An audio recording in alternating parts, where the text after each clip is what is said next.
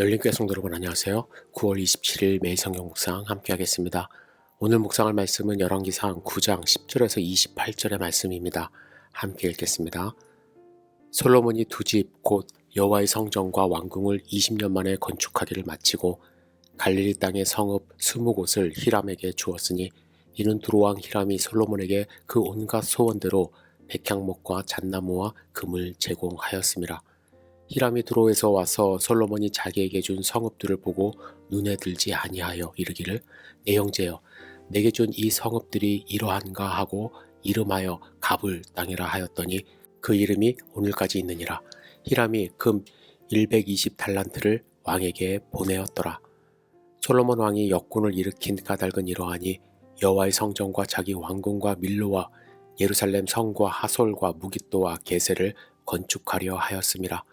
전에 애굽 왕 바로가 올라와서 게세를 탈취하여 불사르고 그 성읍에 사는 가나안 사람을 죽이고 그 성읍을 자기 딸 솔로몬의 아내에게 예물로 주었더니 솔로몬이 게셀과 아래 벳호론을 건축하고 또 바알락과 그 땅의 들에 있는 다드몰과 자기에게 있는 모든 국고성과 병거성들과 마병의 성들을 건축하고 솔로몬이 또 예루살렘과 레바논과 그가 다스리는 온 땅에 건축하고자 하던 것을 다 건축하였는데 이스라엘 자손이 아닌 아모리 사람과 헷 사람과 브리스 사람과 히윗 사람과 여부스 사람 중 남아있는 모든 사람 곧 이스라엘 자손이 다 멸하지 못함으로 그 땅에 남아있는 그들의 자손들을 솔로몬이 노예로 역군을 삼아 오늘까지 이르렀으되 다만 이스라엘 자손은 솔로몬이 노예를 삼지 아니하였으니 그들은 군사와 그 신하와 고관과 대장이며 병거와 마병의 지휘관이 됨이었더라. 솔로몬에게 이를 감독하는 우두머리 550명이 있어 일하는 백성을 다스렸더라. 바로의 딸이 다윗성에서부터 올라와 솔로몬이 그를 위하여 건축한 궁에 이를 때에 솔로몬이 밀로를 건축하였더라. 솔로몬이 여호와를 위하여 쌓은 제단 위에 해마다 3번씩 번제와 감사의 제물을 드리고 또 여호와 앞에 있는 제단에 분향하니라. 이에 성전 짓는 일을 마치니라. 솔로몬 왕이 에돔 땅 홍해 물가의 에롯 근처 에시온 게벨에서 배들을 지은지라. 히람이 자기 종 곧 바다에 익숙한 사공들을 솔로몬의 종과 함께 그 배로 보내매 그들이 오빌에 이르러 거기서 금 420달란트를 얻고 솔로몬 왕에게로 가져왔더라. 아멘. 솔로몬이 왕이 된 지 20년이 지났습니다. 20년 동안 솔로몬은 두 가지 큰 일을 했습니다. 다윗이 부탁한 성전을 건축했고 또 자신이 살 왕궁을 건축했습니다.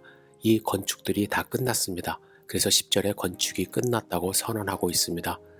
건축이 끝났으면 솔로몬이 해야 할 일들이 있습니다. 여러분, 솔로몬은 왕 아닙니까? 왕은 건축만 하는 사람이 아닙니다. 왕은 20년이라는 시간을 건축에 공들였기 때문에 이제 그의 관심은 백성에게로 가야 합니다. 그런데 오늘 본문을 보면 솔로몬이 건축한 후에 한 일에 대해서 몇 가지 언급하고 있습니다. 첫째는 히람 왕에게 살해하는 것입니다. 솔로몬은 히람 왕이 제공한 백향목과 잣과 금 120달란트가 고마웠습니다. 엄청난 물량을 제공받았습니다. 그래서 그에게 갈릴리 주변의 성읍 20개를 선물로 주었습니다.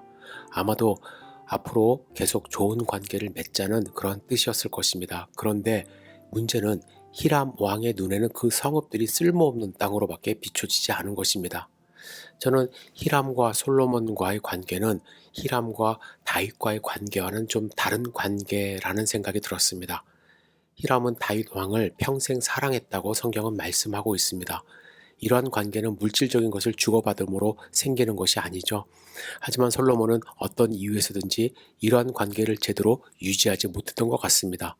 왜냐하면 갈릴리 주변의 성읍은 사실 팔레스타인 지방에서 가장 아름다운 땅들입니다.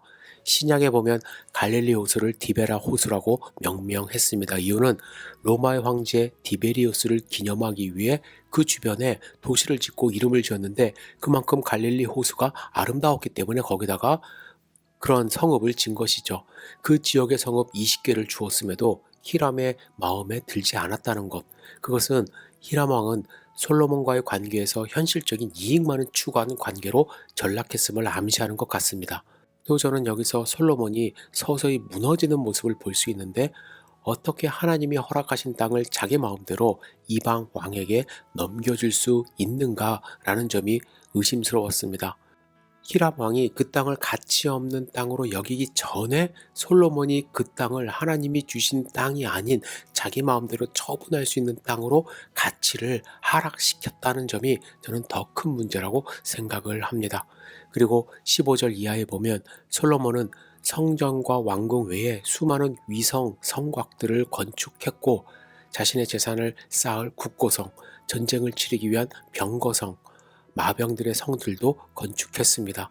뿐만 아니라 바로에게 잘 보이기 위하여 바로의 딸을 위한 밀로를 건축했는데 이 밀로라는 것은 영어로는 램팟이라고 합니다. 그래서 성을 적들로부터 보호하는 그런 성곽을 위대하게 지었다라는 것입니다.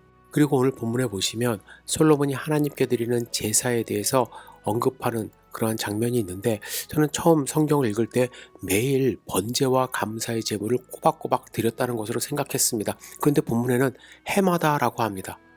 1년 동안 번제와 감사의 제물을 3번씩 드렸다라는 것입니다. 물론 그 횟수가 중요한 것은 아니지만 저는 이 본문을 읽으면서 솔로몬은 하나님께 예배하는 일이 서서히 연중 행사로 전락하고 있다는 것을 발견할 수 있었습니다.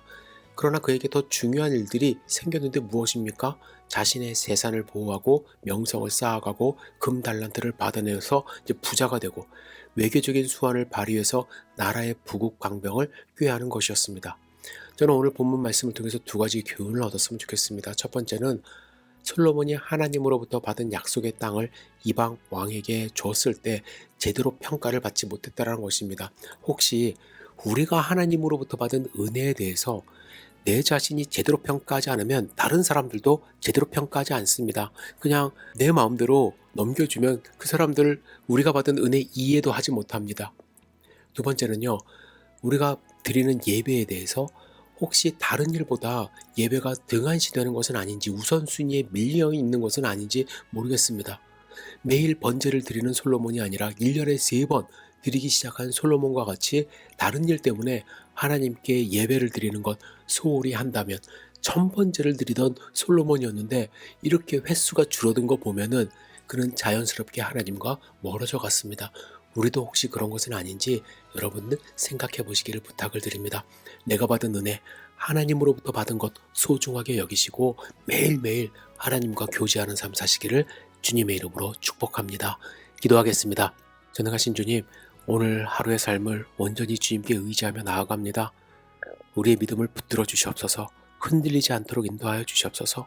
하나님이 주신 모든 것에 감사할 수 있도록 인도하여 주시고 하나님의 은혜를 소중하게 여기며 살아갈 수 있도록 오늘 하루를 붙들어 주시옵소서. 주님, 다시 한번 감사드립니다. 예수님의 이름으로 기도드렸사옵나이다. 아멘.